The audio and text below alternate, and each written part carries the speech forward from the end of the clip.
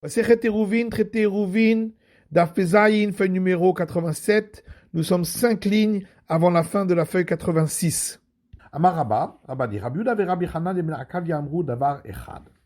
Rabbi Yehuda et Rabbi Hanan ben Akavia ont dit une chose équivalente. Rabbi Yehuda a de Amran. Rabbi Yehuda, c'est ce qu'on a dit, que d'après lui, le mur qui passe par-dessus le puits et qui sépare les deux cours constitue également une paroi à l'intérieur du puits pour séparer, et ainsi chacune des cours peut puiser de ce puits, même s'ils n'ont pas fait de rouve entre eux, parce qu'on fait une translation verticale de ce mur. Rabbi Hanan ben Akavia et Rabbi Hanan ben Akavia des Tanya, on voit dans une braïta, Rabbi Hanan ben Akavia Omer, Rabbi Hanan ben Akavia dit, Gzustera sheshba arba amot al arba amot. Une planche qui sort du mur d'une maison et qui est au-dessus de l'eau. Normalement, on permet que de puiser à travers cette planche, en ayant fait un trou dans cette planche, l'eau qui se trouve en dessous, qui est en réalité carmélite, que si on fait des parois autour de cette planche de 10 fois la largeur du point de haut, afin de considérer comme si ces parois descendent jusqu'en bas. Mais, dit Rabbi Hanan ben Akavia, d'après lui, il n'y a pas besoin. Si cette planche fait 4 coudées sur 4 coudées, Rokek ba'aba l'arba, il peut faire un trou au centre de cette planche qui fait 4 largeurs du point sur 4 largeurs du point, ou même aller, et ainsi puiser de l'eau qui se trouve tout en bas à travers ce trou. Parce qu'on considère que, étant donné que de chaque côté, il y a 10 largeurs du point de long pour cette planche, puisqu'en tout, 4 coudées, ça fait 24, donc 4 pour le trou et de chaque côté 10, eh bien, on fait comme si on avait rabattu les côtés, et donc on est des parois de 10 largeurs du point. Et donc lui aussi, Rabbi Hanan ben Akavia, considère qu'on fait une permission spécifique pour pouvoir puiser de l'eau. Comme on a vu pour Rabbi Yehuda. Amar Abaye lui dit à Rabba, Vedi Malohi, peut-être c'est pas pareil. Tout ce que Rabbi Yehuda a dit, c'est peut-être uniquement là-bas, où on dit qu'on fait une projection verticale du mur vers le bas. Aval kouf vegoud, l'eau. Mais dire qu'on rabat les murs, on rabat la planche comme si elle était à la verticale, et en plus faire la projection verticale, peut-être que ça, il n'est pas d'accord. Ve'al kanokama Rabbi Hanan ben Akavia atam. Et peut-être que tout ce que Rabbi Hanan ben Akavia a autorisé, c'est uniquement là-bas, et la Beyama shel Tevaria, parce qu'il s'agit du lac de Tibériade. Parce que ce lac a tout autour des pentes abruptes, des villes fortifiées et des enclos qui constituent des parois autour, et donc il ressemble un peu à un domaine privé. Et c'est pourquoi il autorise Aval Bisham Memot, mais pour d'autres eaux, d'autres plans d'eau, l'eau, peut-être pas. Amar Abaye dit, dirait Rabbi Hanan ben Akavia. D'après cet avis de Rabbi Hanan ben Akavia, Aïta Smoucha les Kotel, si la planche en question était proche du mur de la maison, de moins de 3 largeurs du point. Donc on peut dire la voûte et on comble cet espace. Il suffit alors que cette planche-là ait 4 coudées de long, comme on l'avait dit auparavant, pour pouvoir rabattre les murs de chaque côté. Mais pour la largeur, à l'avant de la maison, il suffit de 11 et un peu plus largeur du point. Parce qu'à ce moment-là, on a donc 10 largeurs du point qui sont comme si elles étaient rabattues vers le bas, qui formeraient le mur face au mur de la maison qui lui-même forme le quatrième mur. Mais il faut également rajouter une fois la largeur du point et un petit peu plus, pour pouvoir constituer le trou carré de 4 largeurs du point. Donc on a déjà 3 qui est la distance avec la maison. Il faut rajouter encore 1 et un peu plus, puisqu'on a un peu moins de 3 donc de distance avec la maison, et on rajoutera 1 et un peu plus pour faire les 4 largeurs du point du trou lui-même. Donc en tout, il suffit de 11 et un tout petit peu plus. Haïta Zekoufa. Si la planche était disposée à la verticale, face à la maison, et à une distance de 4 largeurs du point de cette maison, donc on a déjà le trou. Il faudra une hauteur de 10 largeurs du point pour constituer la paroi. Verorba, maintenant pour la largeur, Vav Tfachim Ushlim Aseuyin. 6 largeurs du point, plus 2 fois un peu plus qu'une largeur du point. Pourquoi ? Parce que déjà 4 largeurs du point par rapport au trou qui est constitué pour pouvoir puiser, mais aussi de chaque côté une largeur du point et un tout petit peu plus pour constituer le début de la paroi latérale autour de ce trou, et la suite est constituée par l'espace qui fait moins de 3 largeurs du point avec la maison et qui est comblé par la règle du Lavoud, de combler un espace de moins de 3 largeurs du point. Amar Ravuna Bered Rav Yeshua. Ravuna fils de Rav Yeshua dit Aïta Ombedet Bekeren Zavit. Si cette planche se trouve à un coin de la maison, donc il y a déjà 2 murs qui constituent 2 murs, les parois de ce trou de 4 largeurs du point. Et donc, on a déjà 2 murs, il faut rajouter 2 autres. C'est chez Gova Sarat Fachim, donc il faudra que cette planche ait une hauteur de 10 largeurs du point pour constituer la paroi. Verorba, pour ce qui est de la largeur, Shnet Fachim ou Shema Sheuyin. 2 fois la largeur du point, et à chaque fois un tout petit peu plus. 2 fois un petit peu plus. Pourquoi ? Parce qu'ainsi, on pourrait la plier pour qu'elle fasse un angle droit, pour qu'elle constitue le début des 2 autres murs qui doivent faire 4 largeurs du point, et puisque c'est à moins de 3 largeurs du point, donc de tout ce qui est à moins de 3 largeurs du point de la maison, on dit la voûte, c'est comblé, il faut rajouter encore une fois la largeur du point et un tout petit peu plus pour arriver aux 4 largeurs du point autour du trou constitué ainsi. Mais alors,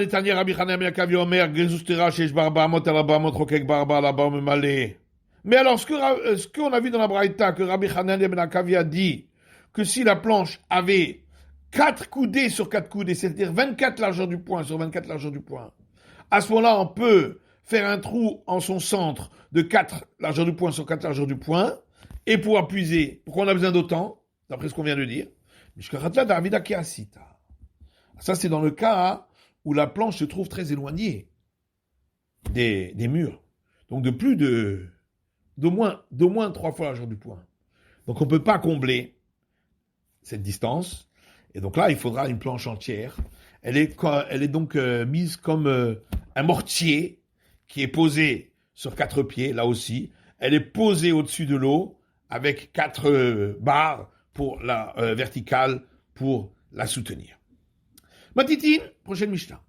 Amatamaim sheoveret bechatser, un espèce de caniveau, espèce de canal, petit canal, qui passe à travers la cour. En memalim en menav Shabbat. On ne peut pas puiser de l'eau de ce canal pendant Shabbat. Et là, sauf si on a mis dans ce canal une paroi de 10 largeurs du point de haut à l'entrée et à la sortie de la cour.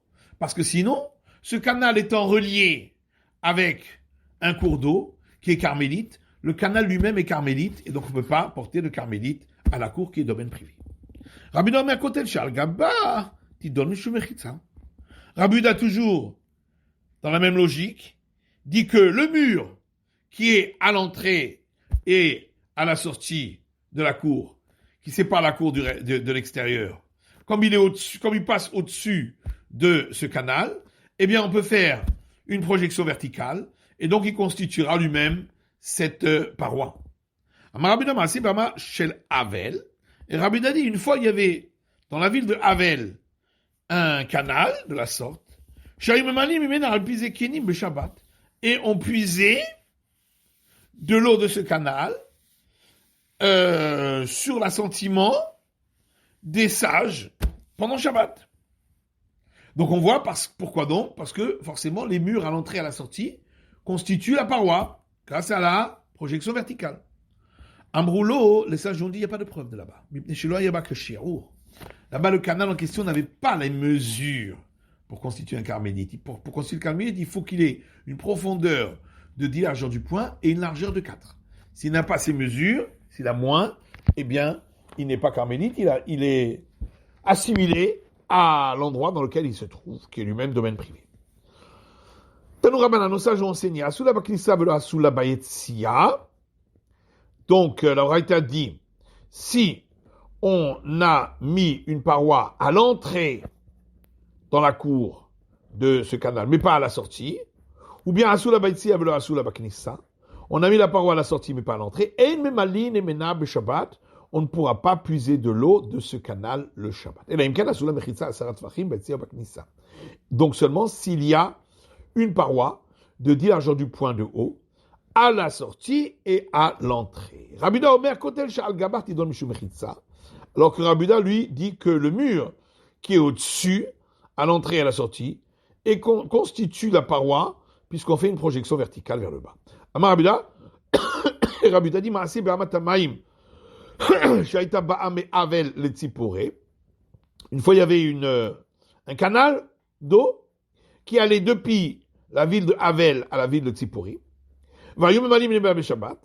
Et on puisait de l'eau de ce canal pendant Shabbat,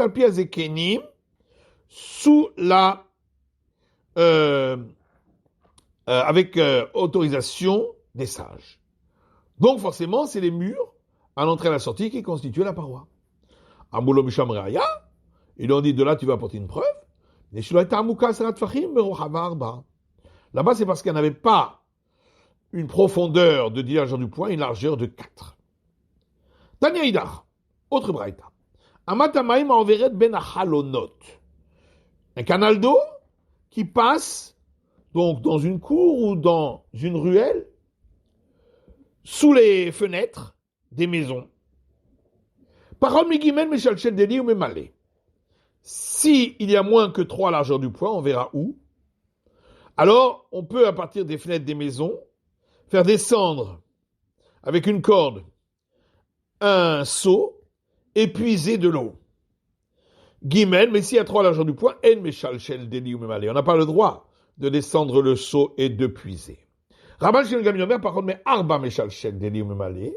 Rabban Shimon Gami lui dit, s'il y a moins de 4 largeurs du poing, on peut descendre le seau avec une corde et puiser.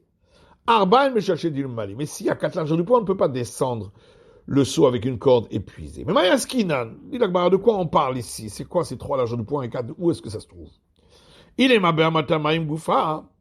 S'il s'agit de la largeur du canal lui-même. Mais alors,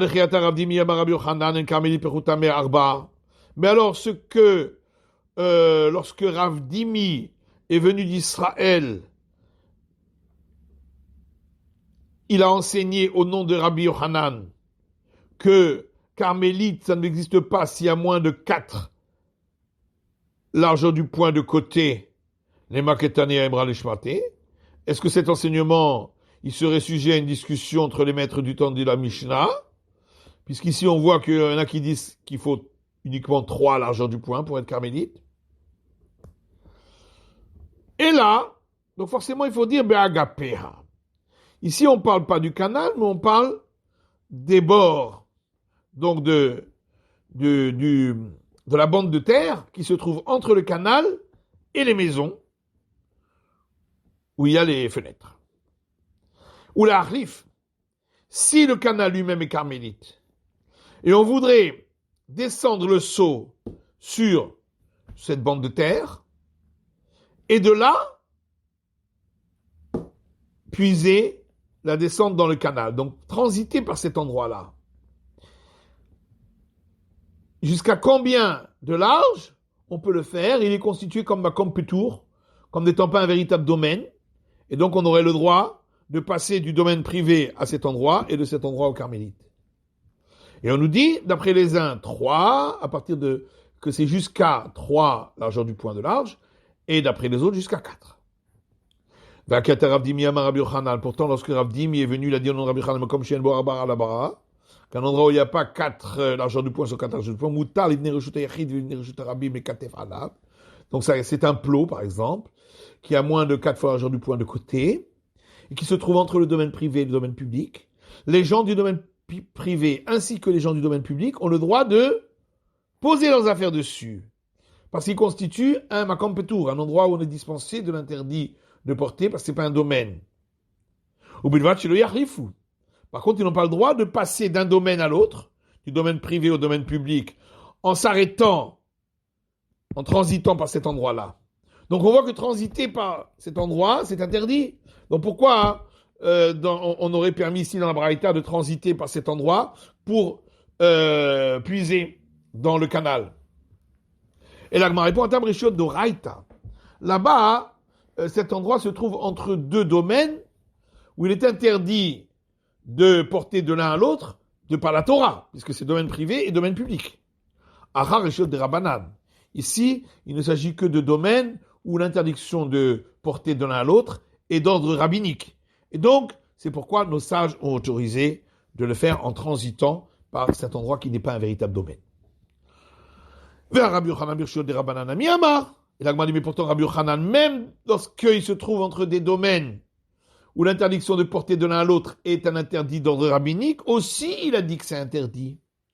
Dit-on, puisqu'il y a une Mishnah qui dit, côté de Sheben Shlech Hatzerot, s'il y a un mur entre deux cours, qui sépare les deux cours, Gavoa Asarat Tvachim, qui a une hauteur de 10 largeurs du point, Verochav Arba'a, une largeur de 4.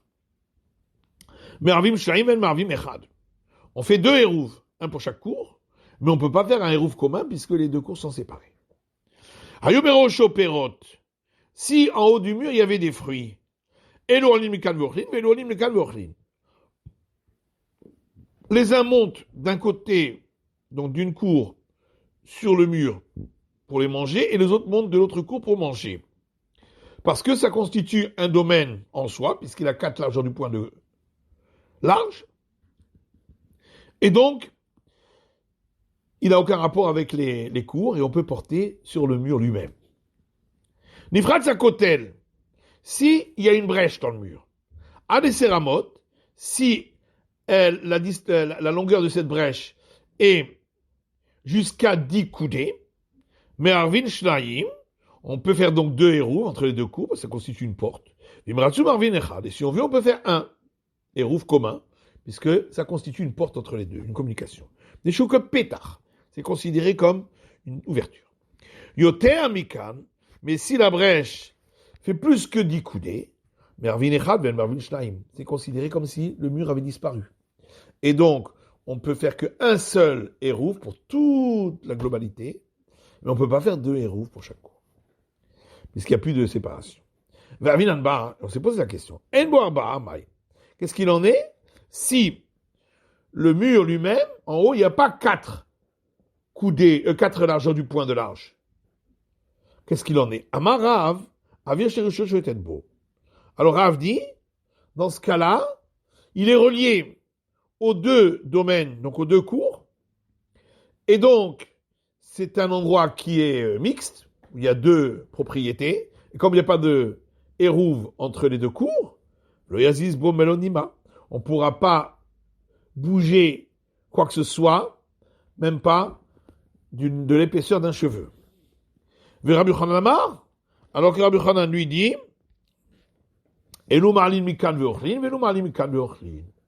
ça constitue un domaine où il y a une autorité complète de portée, puisqu'il n'y a pas 4 largeurs du point, donc ce n'est pas un domaine en soi.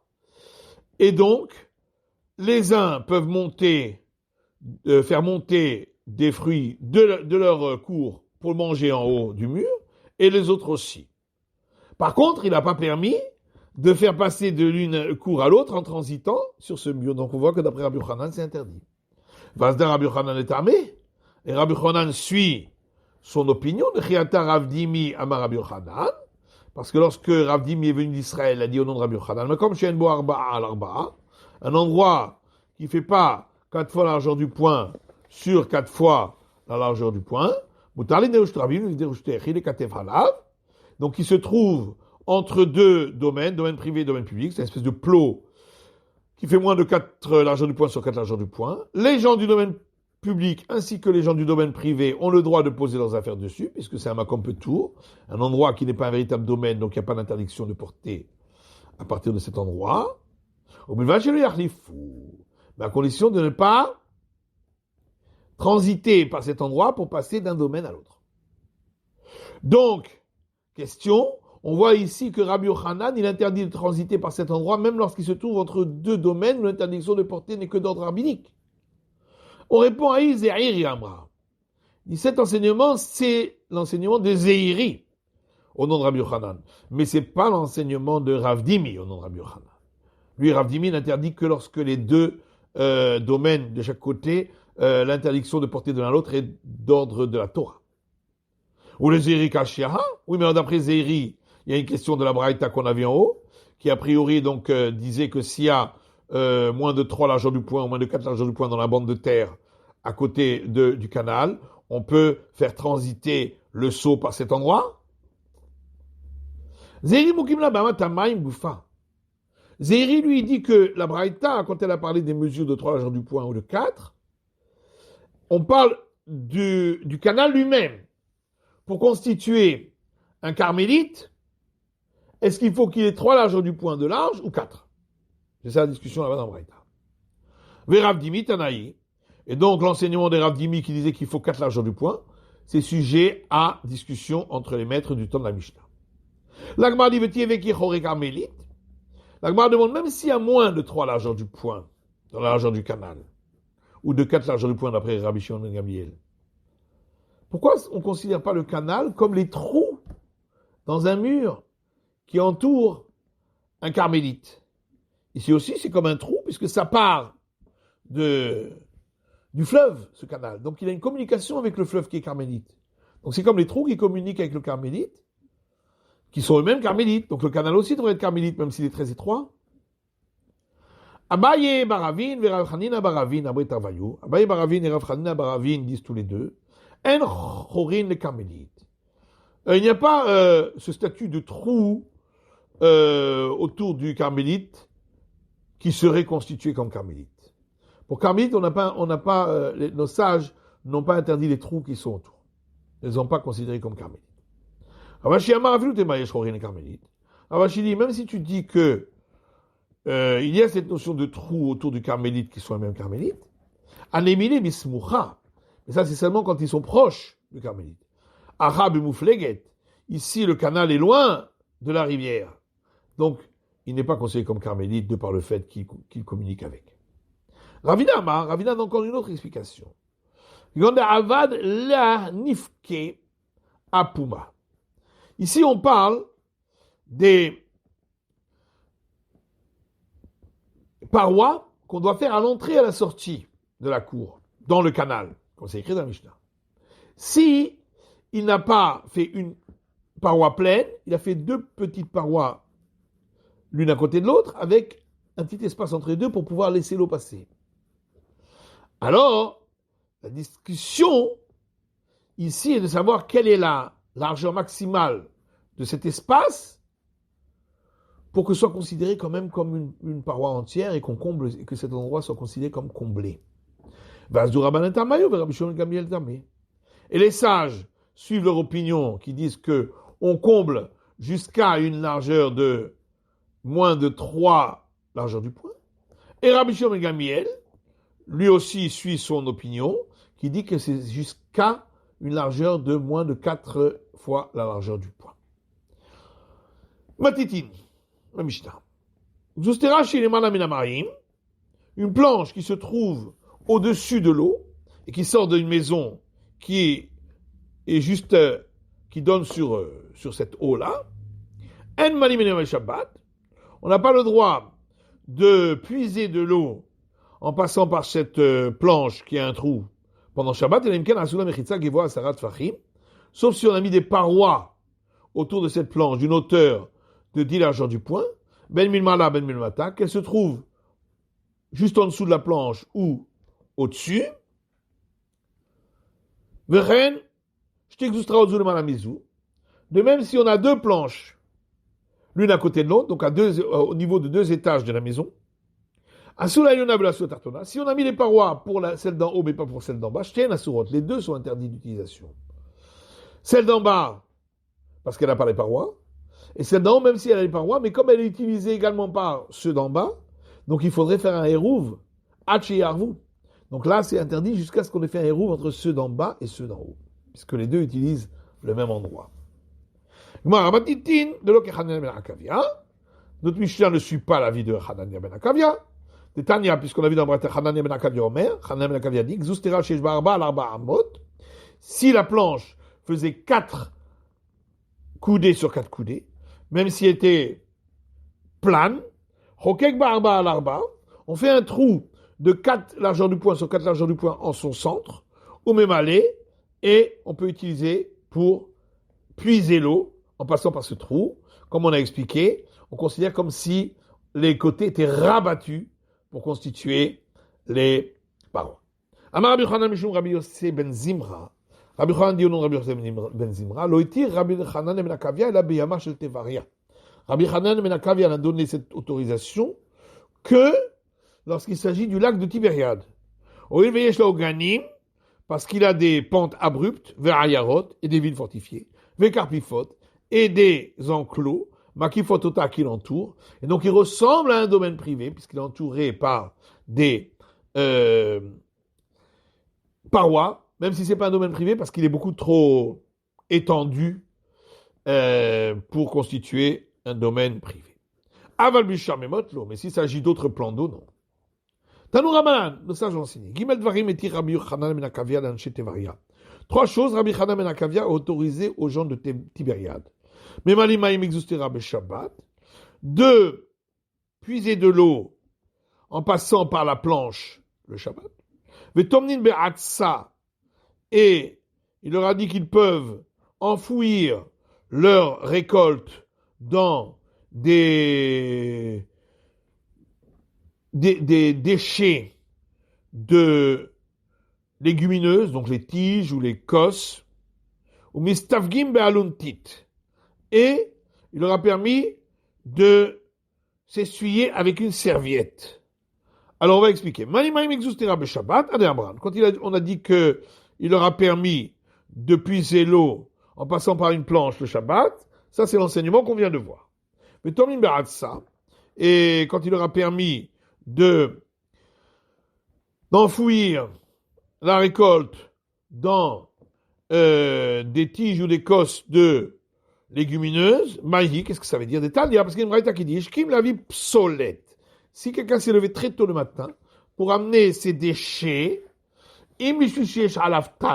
si s'est levé si tôt parce que à ce moment-là, il y a de la rosée dessus, et donc c'est pour humidifier la récolte sur laquelle il va poser, il va couvrir qu'il va couvrir avec ses déchets. Donc il a voulu les mouiller, et donc harehu bechiyutan. Dans ce cas-là, on applique le verset qui dit que s'il y a de l'eau qui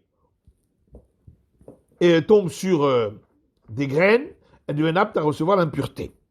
Mais s'il s'est levé, pas parce que à ce moment-là c'était mouillé, mais pour ne pas avoir, il s'est levé tôt pour ne pas avoir besoin de perdre dans son temps de travail, et no bechiyutan. Dans ce cas-là, il n'était pas intéressé par cette humidité, et donc la récolte en question ne reçoit pas le statut qui est écrit dans le verset donc de récolte sur lequel on aurait versé de l'eau et donc n'est pas propre à recevoir l'impureté.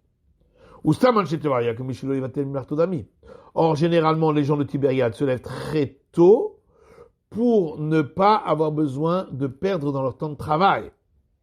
Et c'est pourquoi il leur a permis.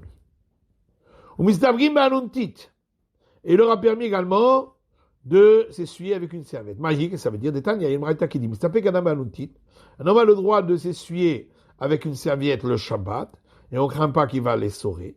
Manicha bechalom, il doit la poser juste après à la fenêtre de l'établissement de bain. Veloim serenale ou liarin, il ne doit pas la donner aux préposés des établissements de bain, parce que eux sont suspectés d'enfreindre cet interdit et d'essorer. Rabbi Shimon Omer, et Rabbi Shimon dit qu'il a même le droit d'amener la serviette jusqu'à chez lui à la maison. C'est la fin de l'étude de la feuille numéro 87 du DAF Pesaïn.